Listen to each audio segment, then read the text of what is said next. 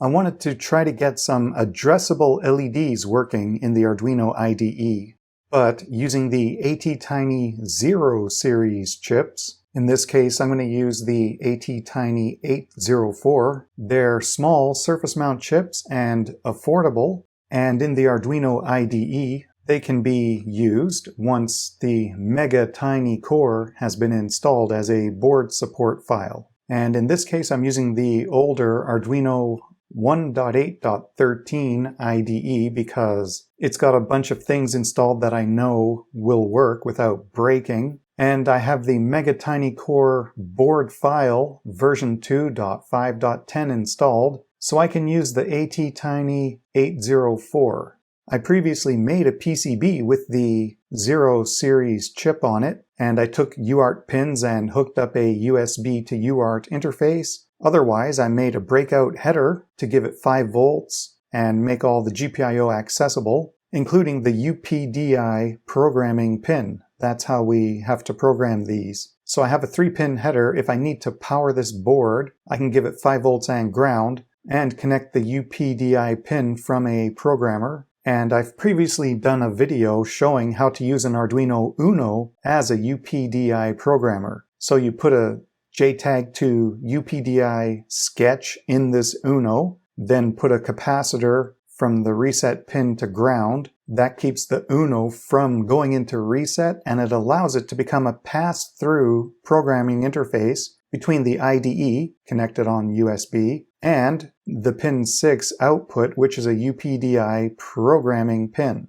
And that goes to the UPDI input on the ATTiny. So in my case, I have this capacitor just directly on the Uno, and instead of the ATTiny on a breadboard, I take 5 volts ground and the UPDI programming wire, connect it up to this board I made right here on the programming and power header. Then from the IDE, I can flash this ATTiny. So with this MegaTinyCore board file installed to give support to these chips, this is essentially treated like an Arduino style board now. And I have one of these circular LED strips with 16 LEDs on it. So those need to be connected to 5 volts, ground, and some sort of data pin. I'm just going to use this Arduino pin 0 or the chip pin PA4 as a data output. So I take this ATTiny PCB, hook it up to that Arduino Uno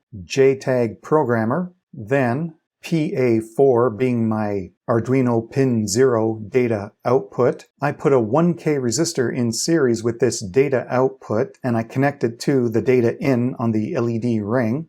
Give the LED ring 5 volts and ground. Then I just need to download a sketch from the Arduino IDE through this JTAG to UPDI programming board, and the ATTiny should start controlling those LEDs. So with the MegaTinyCore board file installed, in the Tools menu when I'm configuring the chip and everything else, I go to MegaTinyCore and choose the option with ATTiny 804, and I choose that exact chip out of the list. Everything else here I have as defaults, and for the programmer we would choose JTAG to UPDI, and then for the port we choose whichever port has our Arduino Uno acting as a programmer.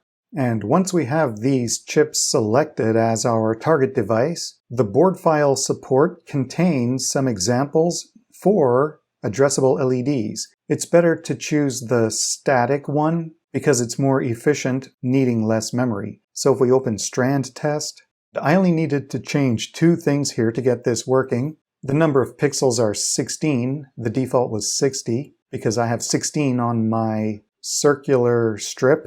And the default pin number was 3, but I'm using 0. That's the Arduino pin on PA4 on the chip. And that's where I have my resistor going to the data input on the LED strip.